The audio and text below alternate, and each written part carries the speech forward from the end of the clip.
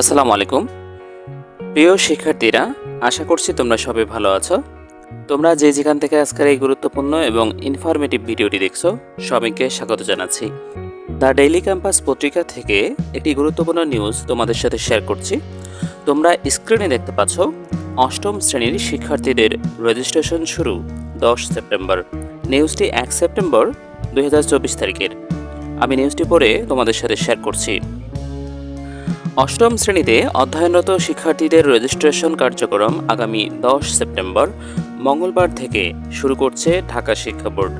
আগামী 9 অক্টোবর পর্যন্ত অনলাইনে ফর্ম পূরণ ও ফি জমা দেওয়া যাবে। 2024 সালের অষ্টম শ্রেণীর শিক্ষার্থীদের রেজিস্ট্রেশন ফি জরিমানা ছাড়া 74 টাকা নির্ধারণ করা হয়েছে। এসব বিষয়ে প্রতিষ্ঠান প্রধানদের জানিয়ে ইতোমধ্যে অষ্টম শ্রেণীর শিক্ষার্থীদের রেজিস্ট্রেশনের বিজ্ঞপ্তি জারি করেছে ঢাকা মাধ্যমিক ও উচ্চ শিক্ষা বোর্ড।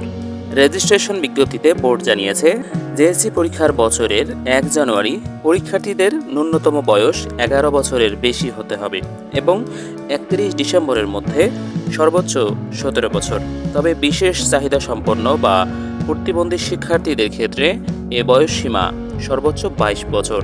ঢাকা শিক্ষা বোর্ড থেকে পাঠদানের অনুমতি ও স্বীকৃতি পাওয়া শিক্ষা প্রতিষ্ঠানের শিক্ষার্থীরা নিজ নিজ শিক্ষা প্রতিষ্ঠানের নামে রেজিস্ট্রেশন করার সুযোগ পাবেন। নির্ধারিত সময়ের মধ্যে শিক্ষার্থীদের রেজিস্ট্রেশন করতে ব্যর্থ হলে দায় প্রতিষ্ঠান প্রধানকে বহন করতে হবে। বোর্ড থেকে অনুমতিবিহীন প্রতিষ্ঠানের শিক্ষার্থীদের পার্শ্ববর্তী বা কাছের অনুমোদিত নিম্ন মাধ্যমিক বা মাধ্যমিক স্কুল বা স্কুল অ্যান্ড কলেজের মাধ্যমে রেজিস্ট্রেশন করা যাবে। তবে কোনো অবস্থাতেই পাঠদানের অনুমতিবিহীন শিক্ষা প্রতিষ্ঠানের শিক্ষার্থীরা নিজ বিদ্যালয়ের মাধ্যমে রেজিস্ট্রেশন করার সুযোগ পাবেন না। ঢাকা শিক্ষা বোর্ডের ওয়েবসাইটে নির্ধারিত OMES/ESIF বাটনে ক্লিক করে EIIN ও পাসওয়ার্ড দিয়ে লগ ইন করে শিক্ষার্থীদের রেজিস্ট্রেশনের তথ্য দিতে হবে। ড্যাশবোর্ড থেকে ESIF জেএসসি ক্লিক করে পেয়েবল ফিস অব জেএসসি 2024 এ অ্যাপ্লিক্যান্ট নেম, মোবাইল নং অ্যান্ড নাম্বার অব স্টুডেন্ট দিয়ে প্রিন্ট সোনালী সেবা এ ক্লিক করে সোনালী সেবার স্লিপটি প্রিন্ট করতে হবে। ব্যাংকে 24 ঘন্টার মধ্যে পেমেন্ট ক্লিয়ার করলে নির্ধারণকৃত শিক্ষার্থীদের ESIF পূরণ করা যাবে। পেমেন্ট ক্লিয়ারের পুনরায় সোনালী সেবার স্লিপ বের করতে পারবেন প্রতিষ্ঠান প্রধানরা এবং বাদ পড়া শিক্ষার্থীদের তথ্য এন্ট্রি করতে পারবেন। শিক্ষার্থীদের রেজিস্ট্রেশনের তথ্য আপলোড করতে স্ব প্রতিষ্ঠানের শিক্ষকদের সমন্বয়ে 3 সদস্য বিশিষ্ট একটি রেজিস্ট্রেশন কমিটি গঠন করতে হবে। অনলাইনে রেজিস্ট্রেশন সম্পন্ন হওয়ার পর চূড়ান্ত তালিকা ফাইনাল সাবমিটের আগে কমিটির সদস্যদের দ্বারা ভর্তি ফরম ও জন্ম সনদের সঙ্গে মিলিয়ে যথাযথভাবে নিশ্চিত হবার পর ফাইনাল সাবমিট করতে হবে। রেজিস্ট্রেশন হওয়ার পর চূড়ান্ত তালিকা প্রিন্ট আউট শিক্ষা প্রতিষ্ঠানে সংরক্ষণ করতে বলা হয়েছে শিক্ষা প্রতিষ্ঠান প্রধানদের। শিক্ষার্থীদের অনলাইনে রেজিস্ট্রেশনের পর তাদের তথ্যের পাশে নিজ নিজ স্বাক্ষর করা চূড়ান্ত তালিকার প্রিন্ট আউট প্রতিষ্ঠানে সংরক্ষণ করতে হবে। 2024 সালের অষ্টম শ্রেণীর শিক্ষার্থীদের রেজিস্ট্রেশনে নির্ধারিত ফি 74 টাকা। এর মধ্যে মূল রেজিস্ট্রেশন ফি 50 টাকা ও রেড ক্রিসেন্ট ফি 24 টাকা নির্ধারণ করা হয়েছে। বোর্ড বলছে, নতুন পাঠদানের অনুমতি পাওয়া নিম্ন মাধ্যমিক বিদ্যালয়গুলোকে যেসব প্রতিষ্ঠান ইতোমধ্যে নিজ নামে জেএসসি পরীক্ষায় অংশ নেয়নি, ব্যানবেইস থেকে EIIN সনদ সংগ্রহ করার পর সোনালী ব্যাংকের সোনালী সেবার মাধ্যমে 1500 টাকা জমা দিয়ে বোর্ডের স্কুল শাখার মাধ্যমে লগ ইন পাসওয়ার্ড সংগ্রহ করতে হবে। বোর্ড জানিয়েছে, শিক্ষার্থীর বাবা মায়ের SSC সনদ থাকলে তাদের মূল সনদ অনুযায়ী বা প্রাথমিক সমাপনী পরীক্ষা পাশের সনদ অনুযায়ী বাবা মায়ের নাম এন্ট্রি করতে হবে।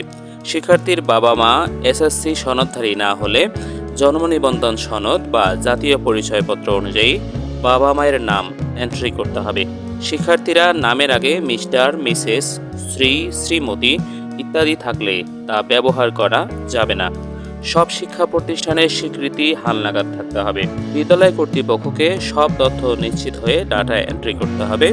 নির্ধারিত তারিখের মধ্যে শিক্ষার্থীদের রেজিস্ট্রেশন করতে না পারলে এর দায় প্রতিষ্ঠান প্রধানকে নিতে হবে। হালনাগাদ স্বীকৃতি নবায়ন নেই এ ধরনের কোনো শিক্ষা প্রতিষ্ঠান অনলাইনে রেজিস্ট্রেশন করলে পরবর্তীতে রেজিস্ট্রেশন সংক্রান্ত বিষয়ে প্রয়োজনীয় ব্যবস্থা গ্রহণ করতে হবে। প্রিয় অষ্টম শ্রেণীর শিক্ষার্থীরা, তোমাদের রেজিস্ট্রেশন কার্যক্রম শুরু হবে চলতি মাসের 10 তারিখ থেকে। তোমরা দেখেছো যে বোর্ড থেকে তোমাদের রেজিস্ট্রেশনের জন্য 74 টাকা করে নেওয়া হবে। এর মধ্যে তোমাদের রেজিস্ট্রেশন ফি 50 টাকা এবং রেড ক্রিসেন্ট ফি 24 টাকা।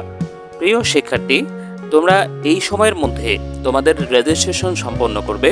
রেজিস্ট্রেশনের ক্ষেত্রে অবশ্যই তোমাদের পিতামাতা যদি কমপক্ষে এসএসসি পাস হন, তাহলে সেই সনদের ফটোকপি প্রধান শিক্ষকের কাছে জমা দিতে হবে। আর যদি তোমাদের বাবা মা এসএসসি পাস না হন, সেক্ষেত্রে তোমাদের বাবা মায়ের এনআইডি কার্ড অথবা তোমাদের জন্ম নিবন্ধন কার্ডের ফটোকপি জমা দিতে হবে। তোমাদের মনে রাখতে হবে কোনো ক্রমেই যেন তোমাদের নামের বানান, তোমাদের বাবা মায়ের নামের বানান বা বয়সের ক্ষেত্রে কোনো ধরনের ভুল না হয়। যদি তোমাদের এই রেজিস্ট্রেশনে ভুল হয়ে যায়, তাহলে এরপরে যদি সংশোধন করতে যাও, তোমাকে অনেক টাকা পয়সা খরচ করে সেটা সংশোধন করতে হবে। তাই তোমাদের রেজিস্ট্রেশন করার সময় যেন কোনো তথ্যের ভুল না হয়, সে বিষয়টি মাথায় রাখবে। তোমাদের স্যাররা যখন রেজিস্ট্রেশনের কপি তোমাদের কাছে নিয়ে এসে স্বাক্ষর নেবে, স্বাক্ষর করার সময় তুমি তোমার বাবা মার নাম, তোমার জন্ম তারিখ, এই বিষয়গুলো ভালোভাবে খেয়াল করবে। দেখবে সেখানে কোনো ভুল আছে কিনা। যদি ভুল থাকে তাহলে শিক্ষককে অবহিত করবে এবং সেই সময় শিক্ষকের মাধ্যমে তোমার ওই ভুলটি সংশোধন হয়ে যাবে। প্রিয় শিক্ষার্থী, এই ধরনের ইনফরমেটিভ ভিডিওগুলো প্রতিদিনই আমাদের এই চ্যানেলে আপলোড করা হচ্ছে। তাই সেই আপডেটগুলো মিস করতে না চাইলে এখনই চ্যানেলটি সাবস্ক্রাইব করো এবং পাশে থাকা বেল আইকনটিকে অন করে দাও। তোমরা সবাই ভালো থাকবে, সুস্থ থাকবে। দেখা হবে পরবর্তী ভিডিওতে। আল্লাহ হাফেজ।